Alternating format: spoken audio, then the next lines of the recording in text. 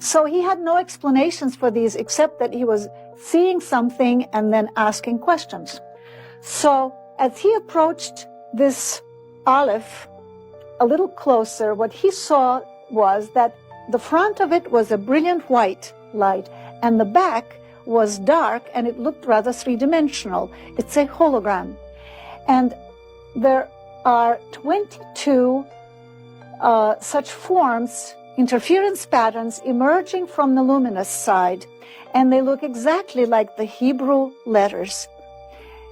And he was explained again that these are interference patterns that were observed by seers in antiquity, and they incorporated them into the Hebrew letters, into the Hebrew alphabet, but they are there objectively to be observed.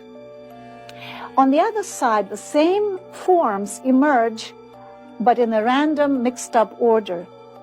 And he was explained that these interference patterns are transducers of the Aleph energy down to the physical level.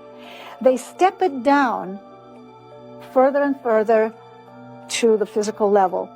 And this whole diagram actually illustrates the law of the cosmic level, because what it's really saying that evil is simply ignorance of the law. The proper sequence of these characters is knowledge of the law, but a mixed up order is ignorance of the law, which then becomes evil. And what is the law? And when you ask the question, you're shown. Close up, this is the structure. The Aleph breaks itself down into 3 centers, 3 chakras, each one having these interference patterns in them, which look like Hebrew letters, and each Hebrew letter has an equivalent numerical value, so that everything is actually modular and structured. When Ben looked at that, he realized that the white light of the Aleph, representing wisdom, is a combination of all these colors. And these are actually frequencies active on that level which create these holograms. Now, the law that we talked about before, the cosmic law operative on this level, is interpreted in a very ingenious way. These characters, which then became the Hebrew language, can be read in different directions and mean opposite things. If you read from left to right, it reads Heilech, which means go, or it's a green light. In other words, you can act safely if you act from love towards will. But if you act from will to love, self-will, before you know love, then it reads klaya.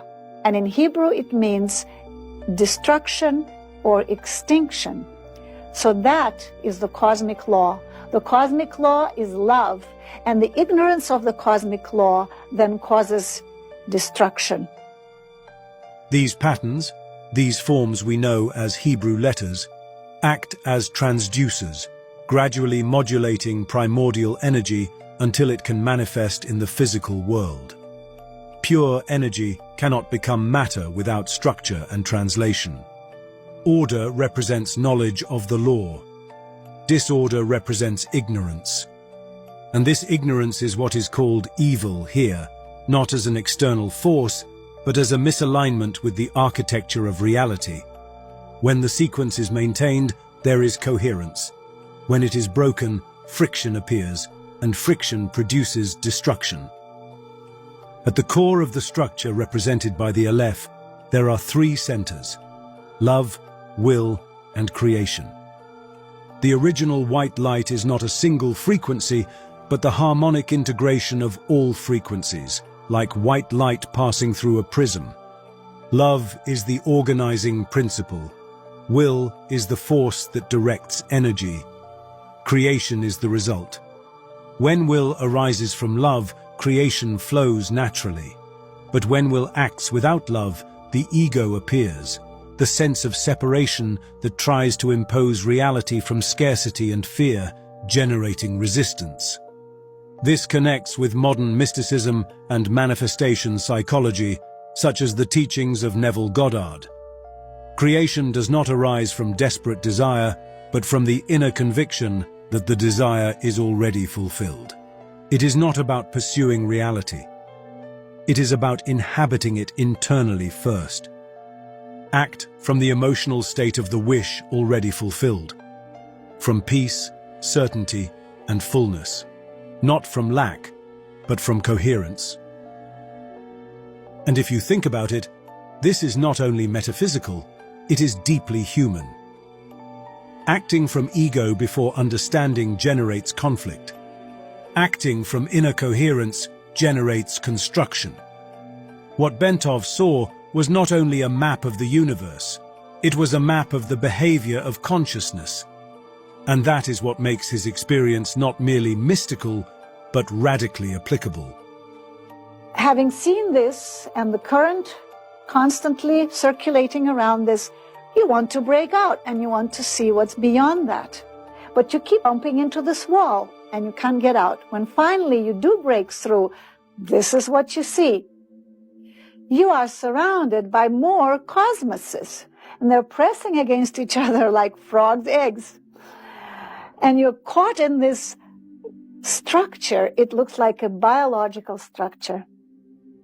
Once you break out of that soup of cosmoses, you discover that they are contained in turn in a yet larger sphere, so that one structure is within another. You see that this is a growing, almost biological structure. So, as you go through all these levels, finally, you come to a level where all these levels are contained in one sphere, the manifest creation. Everything visible and invisible, everything that ever existed is in it. And around it is this infinite dark void, which is the consciousness itself. And as it vibrates, as we saw before, it creates manifest creation. As you look at this manifest creation, you realize that there must be a consciousness that runs this, the ultimate consciousness. So then you ask, so who is the top God? Who runs this structure? And the moment you ask, you find yourself in the infinite void, and suddenly a brilliant light comes down on you, so brilliant that you're blinded and you're shaking, because now you realize you are talking to the ultimate God of the structure. So what do? You peek under and you realize that this is a tunnel of light. So you enter that and you begin to ascend and you go faster and faster. And in fact, you begin to tumble down faster and faster. And then you realize that it's making a U-turn. And at the end, there is something there. And you know that that is it. And you will soon be confronting the God of manifest creation.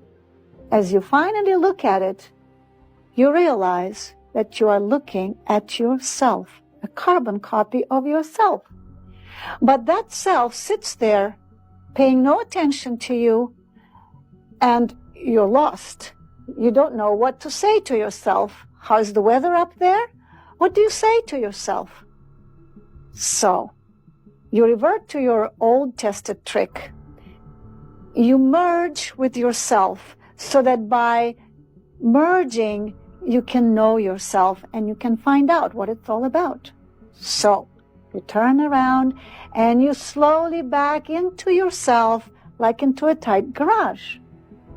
And when you finally do, what happens is that there is a tremendous bang and you become the void. Because you are the consciousness, which is the void. And that part of you that had never left has always been the void. And that observer that was watching through your eyes and guiding you through this obstacle course to go back to yourself, your higher self, was the observer that had never left and was watching you creating this whole phantasmagoria for yourself. We each create our own. And it's just a trip back home to reunite with your own self. And so we could say that we are the creators, the producers, and the consumers of our own reality, because we are the consciousness itself. And then the journey reaches its culminating point. After passing through structures within structures, cosmos contained within other cosmos, spheres expanding like living cells, universes spinning like biological spirals, there comes a moment when there are no more levels to traverse. Everything manifested, the visible and the invisible, everything that has existed and will exist, appears contained within a single sphere, and around it, the void, an infinite, dark, silent void. But it is not a dead void. It is consciousness. That darkness vibrates, and in vibrating, it generates light. And the light organizes itself into forms, frequencies, universes, matter, life. Everything Bentov has traveled through, the toroids, the spirals, the letters as interference patterns, order and chaos, love as law, are nothing more than modulations of that primordial consciousness. And at the end of the journey, that which appears to be the God of creation has a face, your face, not as a poetic metaphor, as identity. The final observer, the ultimate architect, the intelligence that guides the journey, is the same one that has been looking through your eyes from the beginning. That part which never left the void. That silent presence that has been observing the entire play while pretending to forget itself. Bentov then understands that the journey was not upward, but inward. It was not an ascension toward a separate being, but a return to the consciousness that has always been. Consciousness experiencing itself from infinite angles, creating worlds in order to contemplate itself, fragmenting into perspectives in order to rediscover its unity. We are the creators, the actors, and the spectators. We are the source and the form. We are the void that vibrates, and the vibration that becomes the universe. And the spiritual journey in the end is nothing more than this: a return home. A return to the one who never left,